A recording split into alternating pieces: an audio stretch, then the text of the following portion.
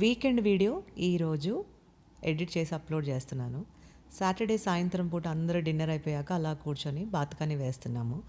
అందులో మా పాప బాబు ఒకే నిమిషంలో ఫైట్ చేసుకుంటారు, రెండో నిమిషంలో ఎంతో ప్రేమగా ఉంటారు. ఇక మా బాబు కాస్త కూస్త పాపను సతాయిస్తూ ఉంటాడు. ఇక మా హస్బెండ్ ఏమో మా పాపను వెనకేసుకొస్తూ ఉంటారు. ఇక మా పాప ఎన్ని కబుర్లు చెప్తుందో, అసలు పిల్లలు ఇంట్లో ఎంత గోల చేస్తారో వాళ్ళు హాలిడేస్ వస్తే. కానీ సందడి కూడా అంతే ఉంటుంది. పిల్లలుంటే ఇల్లంతా కలకలలాడుతుంది. ఇవన్నీ మెమొరీస్ లాగా నేను రికార్డ్ చేసుకున్నాను అనమాట.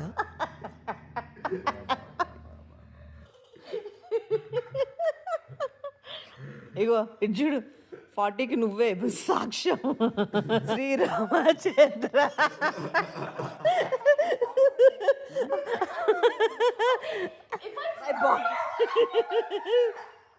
Did she said that? చెప్పువే.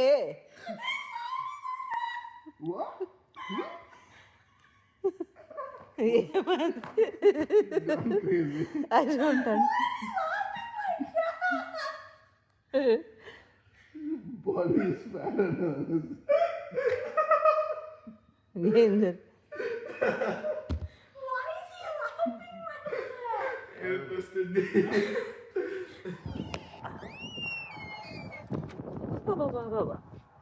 బయట బీభత్సమైన చలి, ఒకటే విపరీతమైన గాలి. చెట్లన్నీ తీసి లోపల పెట్టేసిన అనమాట. ఇదిగోండి ఖాళీ అయిపోయింది అంతా. సో ఇక్కడ ఈ బయట ఈ కొన్ని మొక్కలు ఉన్నాయి. ఈ కుండీలో మొక్కల్ని ఇప్పుడు కవర్ చేస్తున్నా. ఈరోజు రాత్రికి -1 అంటున్నారు. సో చెట్లన్నీ చనిపోయే అవకాశం ఉంది అని నిద్రపోతాయి అన్నమాట. దీనిపైన ఇది ఎలా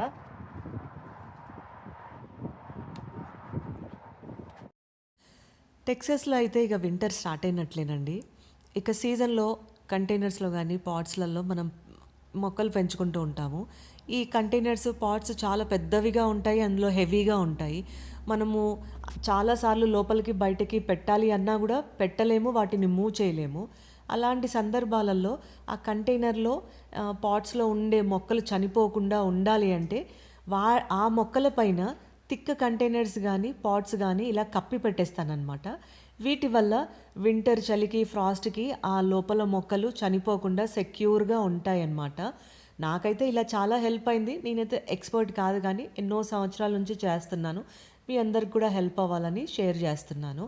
ఇక కొన్ని రకాల మొక్కలు ఏంటంటే మనము ఇలా కవర్తో కూడా చక్కగా గాలిపోకుండా కవర్ చేసి పెట్టుకున్నా కూడా ఇలా కూడా సర్వైవ్ అవుతాయి అన్నమాట.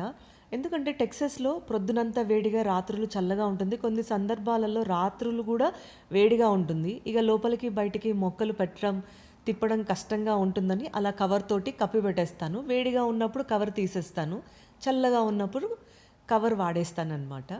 ఇక తర్వాత ఇది వచ్చేసి బక్లావా. నా చైల్డ్హుడ్లో ఏ రోజు ఎన్నడూ ఈ బక్లావా అంటే పేరు విన్నది లేదు. అసలు నేను ఎప్పుడూ టేస్ట్ కూడా చేయలేదు. ఇక నేను విదేశాలకు వచ్చినప్పుడు ముఖ్యంగా ఫెస్టివల్ సీజన్లో ఈ బక్లావాస్ బాగా కనబడుతూ ఉన్నాయన్నమాట.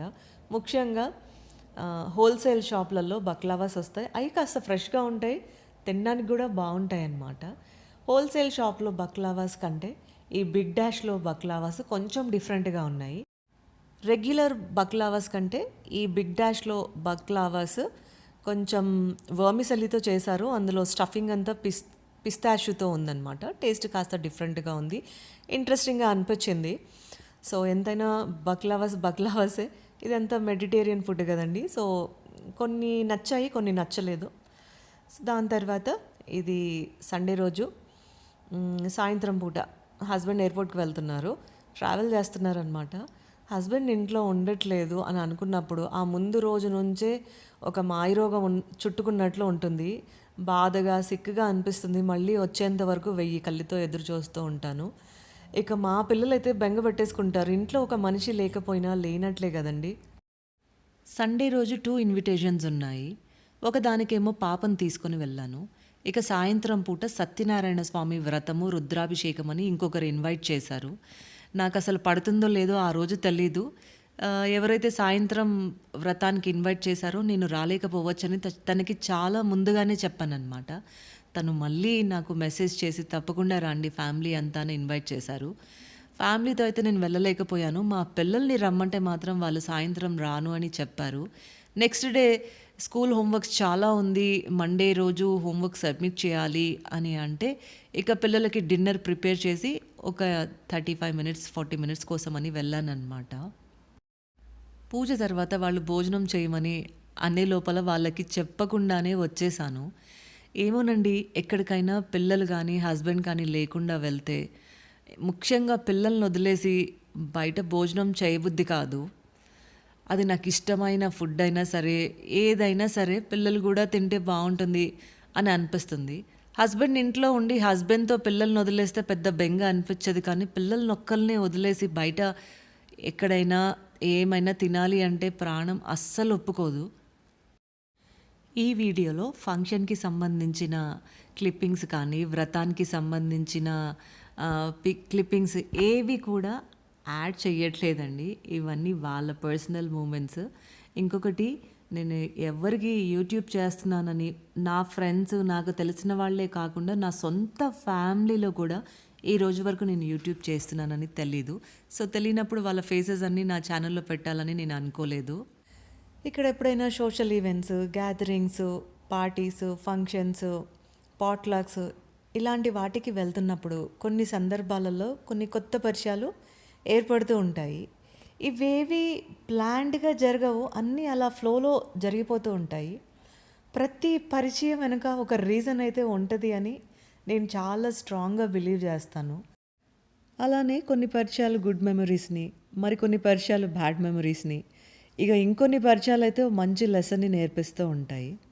అమెరికాలో పెద్దగా ఏముండవండి.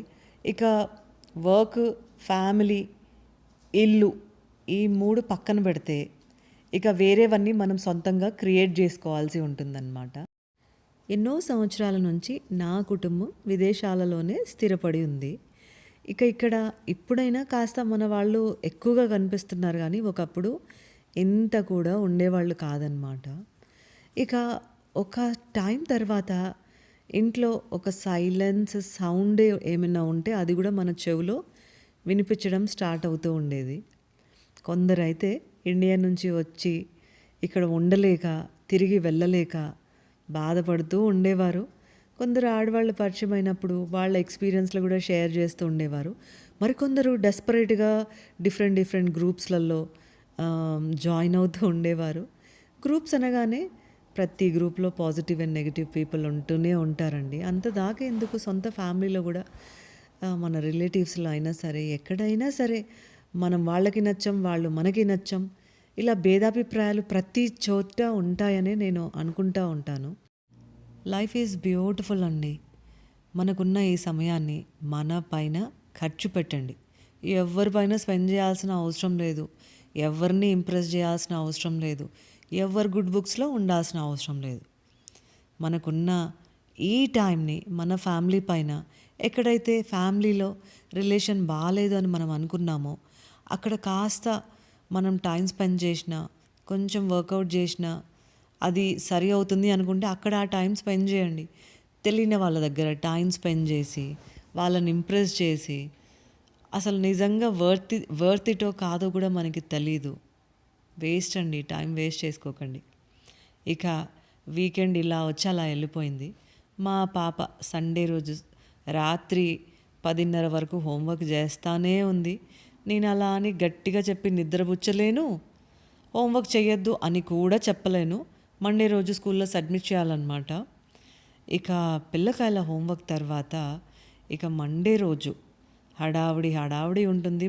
ప్రొద్దున్నే విపరీతమైన చలికి ప్రొద్దున్నే లెగాలి అంటే అదొక బాధ. లెగనైతే లెగుస్తాను, కానీ ప్రొద్దున్నే పని చేయాలి అంటే చాలా బద్ధకంగా ఉంటుంది. మా అమ్మ మా అత్తయ్య ఒక మాట అంటూ ఉండేవాళ్ళు, మా చిన్నప్పుడు మేము ఏది పెడితే అది తినేసేవాళ్ళమంట, కానీ ఇప్పుడు మా పిల్లలకి ఏది పెడితే అది నిజంగా తినట్లేదండి. ప్రతి దానికి ఇది బాలేదు, అది బాలేదు, ఇది ఆయిలీగా ఉంది, ఇలాంటివన్నీ కొన్ని సందర్భాలలో మాట్లాడుతూ ఉంటే ప్రొద్దున్నే ఏం చేయాలో పాలు పడదనమాట.